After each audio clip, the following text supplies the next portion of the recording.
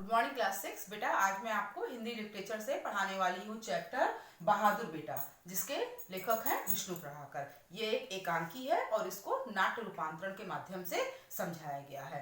तो शुरुआत में क्या होता है कि एक परिवार को दिखाते हैं जिसमें एक माँ होती है, उसकी एक बेटी होती है मधुर, उसका बड़ा बेटा होता है संदीप और छोटा बेटा होता है कुलदीप। तो दिखाते हैं कि जो है कुलदीप आता है और अपनी माँ से कहता है कि माँ जो है बहुत तेजों का तूफान आया है, बाढ़ आ गई है, लोगों के घर बह रहे हैं, चारों तरफ पानी भर गया है और हाहाकार मची हुई है। जो मधुर जो उसकी बहन बैठी होती है वो कहती है कि हाँ, आज मेरे विद्यालय में भी जो है वो मास्टर जी ये बात बता रहे थे, लेकिन मुझे पता नहीं था कि इतना ज्यादा नुकसान हुआ है। फिर वो सबसे कहता है कुलदीप कि हमें भी लोगों की सहायता करनी चाहिए। वो लोग अभी ये बात जो है वो कर ही रहे होते हैं कि मधुर जो है वो कहती है कि बड़े भैया संदीप नहीं आए और वो हमेशा ये बातें किया करते हैं कि मुझे जो है वो अपने देश की सेवा करनी है, जैसे कि मेरे पिताजी और चाचा जी ने की है।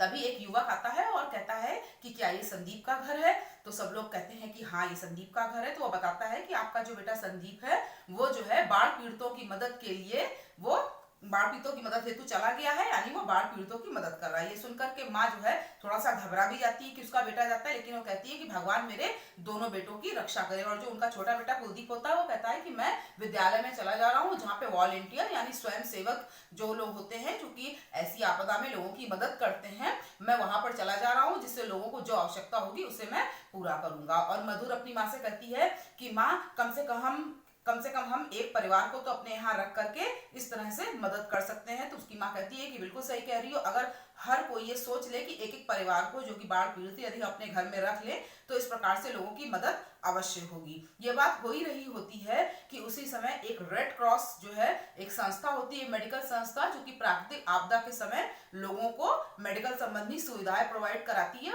वो आकर के रुकती है गाड़ी और उसमें से एक युवती उतरती है और कहती है कि क्या संदीप जी यहीं रहते हैं? तो उसकी माँ कहती है कि हाँ यहीं रहते हैं। तो वो बताती है कि वो बाढ़ पीड़ितों की जब मदद कर रहे थे तो उसी में वो बेहोश हो गए थे। माँ घबरा जाती है, कहती मेरा बेटा ठीक है? तो कहती हाँ बिल्कुल ठीक है, मैं वो हमारे साथ ही हैं। और सब लोग उसको लेकर के संदीप को अंदर आते हैं।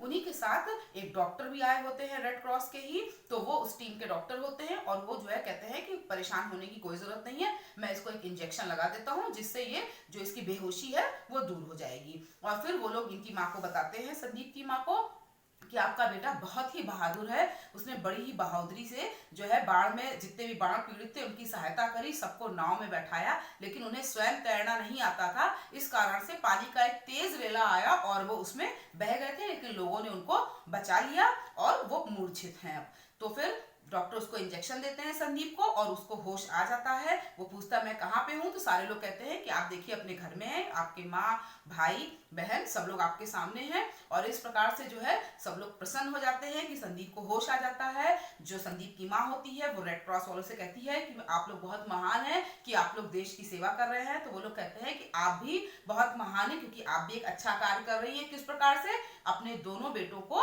देश की सेवा में लगा करके। और इस प्रकार से सभी लोग अत्यंत प्रसन्न हो उठते हैं और ये एकांकी यहीं पर समाप्त होता है।